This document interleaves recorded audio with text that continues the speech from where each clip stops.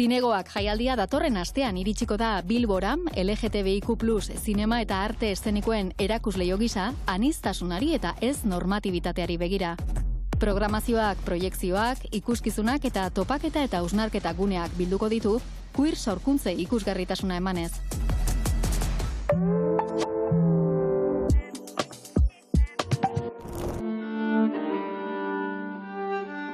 Isabel Villanueva biola joleak errituala kontzertua eskainiko du Artziniegako kontzertuen zikloan, soinua eta isiltasuna erritu bilakatzen dituen proposamen batean.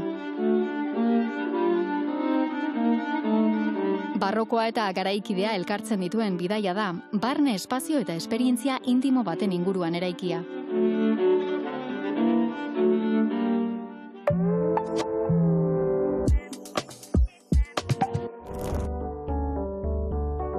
Rosalind Asasibiren Get Me a Stone erakusketak begirada afektibo eta politiko batetik eraikitako margolanak eta film bat biltzen ditu.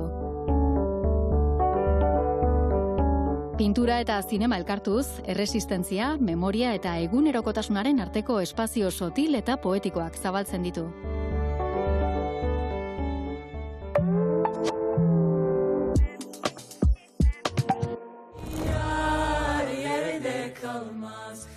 Kumulunimbu obrak objektu antzerkia eta dantza uztartzen ditu hitzik gabeko kontakizun batean.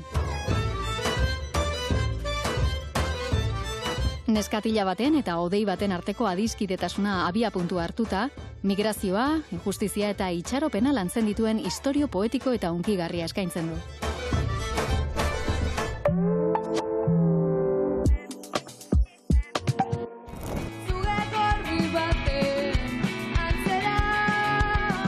Bark eta Txuleria Joder taldeek kontzertua eskainiko dute Baionako Epaizka gunean, zuzeneko indartsu eta gertuko batean.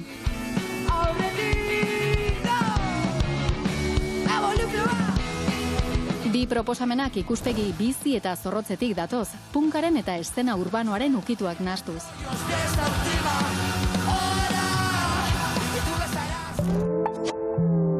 Kulturplanik onenak EITB-ren eskutik.